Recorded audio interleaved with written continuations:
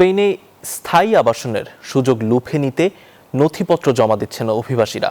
স্থানীয় সময় রোববার স্পেনের সিটি হলে দীর্ঘ সারিতে দেখা মেলে বহু আবেদনকারীর।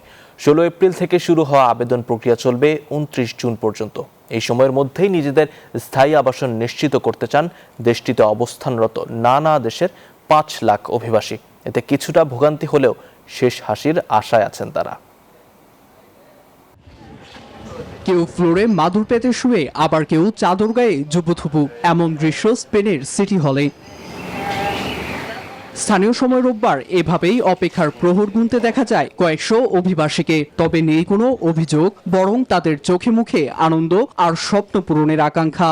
দেশটির সমাজতান্ত্রিক সরকার স্পেনের অর্থনীতিতে অভিবাসীদের অবদানের স্বীকৃতি দিতে 5 লাখ অভিবাসীকে স্থায়ী আবাসনের সুযোগ দিচ্ছে।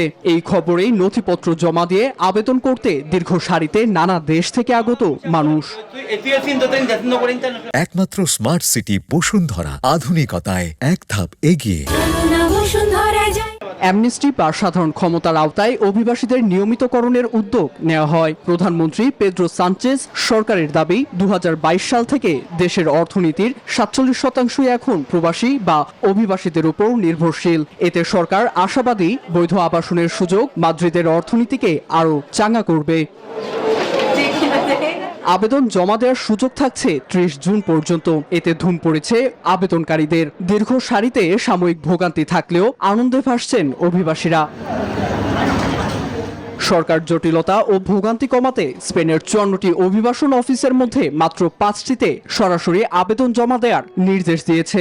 দায়িত্ব বন্টন করা হয়েছে সামাজিক নিরাপত্তা অফিস, ডাকঘর ও বেসরকারি সংস্থাগুলোর মধ্যেও।